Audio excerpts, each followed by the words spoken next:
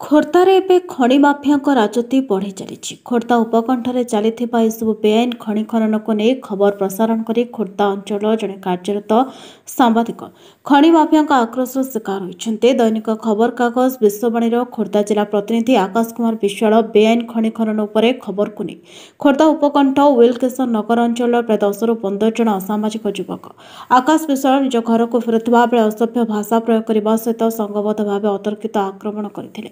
ଏଥିରେ ଆକାଶଙ୍କ ଛାତିରେ ଗଭୀର ଆଘାତ ପହଞ୍ଚିଛି ଏବଂ ଏହା ସହିତ ଆକାଶକୁ ବଞ୍ଚାଇବାକୁ ଯାଇ ତାଙ୍କ ବଡ଼ ଭାଇ ମଧ୍ୟ ଦୁର୍ବୃତ୍ତଙ୍କ ଆକ୍ରମଣରୁ ବର୍ତ୍ତି ନାହାନ୍ତି। ତାଙ୍କ ହାତ କ୍ଷତାକ୍ତ ହୋଇଥିବା ଜଣାପଡ଼ିଛି। ଏନେଇ ସାମ୍ବାଦିକ ଆକାଶ ଖୋର୍ଦ୍ଧା ଶିଳ୍ପାଞ୍ଚଳ ଥାନାରେ ଦୁର୍ବୃତ୍ତଙ୍କ ନାମରେ ଅଭିଯୋଗ ଆଣିଛନ୍ତି। ଆକାଶଙ୍କ ଉପରେ ଆକ୍ରମଣକୁ ସମସ୍ତ ସାମ୍ବାଦିକ ମହଲରେ ଅସନ୍ତୋଷ ଦେଖାଦେଇଥିବା ବେଳେ ଖୋର୍ଦ୍ଧା ଜିଲ୍ଲା ସମ୍ମିଳିତ କର୍ମଜୀବୀ ସାମ୍ବାଦିକ ସଂଘର ସଭାପତି ପ୍ରକାଶ ସତେଇ ଘୋର ନିନ୍ଦା କରିବା ସହିତ ଅଭିଯୁକ୍ତଙ୍କ ବିରୋଧରେ ଦୃଢ଼ କାର୍ଯ୍ୟାନୁଷ୍ଠାନ ଗ୍ରହଣ କରିବାକୁ ଦାବି କରିଛନ୍ତି।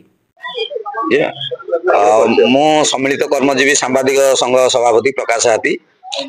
ଆଜି ଏକ ଘଟଣା ଘଟିଛି ନୂଆ ଗାଁରେ, ଶିଳ୍ପାଞ୍ଚଳ ଥାନା ଅଧୀନସ୍ଥ ନୂଆ ଗାଁ। ସେଠାରେ ଜଣେ କର୍ତ୍ତବ୍ୟରତ ସାମ୍ବାଦିକ ଯାହାର ନାମ ହେଉଛି ଆକାଶ ବିଶ୍ୱାଳ, ବିଶ୍ୱବାଣୀ ପେପରରେ ସେ ରିପୋର୍ଟର ଭାବେ ଜିଲ୍ଲା ପ୍ରତିନିଧି ଭାବରେ ସେ କାମ କରେ। ତେଣୁ ଆଜି କିଛି ଦୁର୍ବୃତ୍ତ ଗୋଟେ ବାହାର ପ୍ରଶାସନରେ ଯାଉଥିଲେ, ଆଉ ସେ ଆଗରୁ ଖଣି ବିଷୟରେ କିଛି ନ୍ୟୁଜ କରିଥିଲା, ଖଣି ଖାଦନ ବିଷୟରେ। ତେଣୁ ସେଇ ସବୁକୁ ନେଇ ଆକ୍ରୋଶ ମନୋଭାବ ରଖି ଆଜି ତା ସହିତ ଗଣ୍ଡଗୋଳ କରୁଛନ୍ତି, ତାକୁ ବାଡେଇବା ସହିତ ତା ଚେନ୍ ନେଇଛନ୍ତି, ତାର ଭାଇକି ମଧ୍ୟ ଆକ୍ରମଣ କରୁଛନ୍ତି। ତାର ଭାଇର ହାତ କଟିଛି, ଯାହା ପ୍ରବଳ ରକ୍ତସ୍ରାବ ହେଇଛି।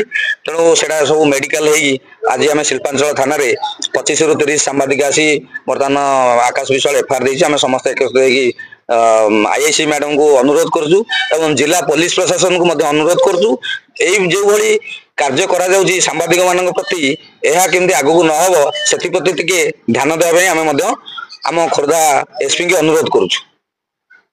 ଖୋର୍ଦ୍ଧାରୁ ସୈୟଦ ଲିୟାକତ ଅଲିଙ୍କ ରିପୋର୍ଟ, ନ୍ୟାୟବତୀ ଟିଭି।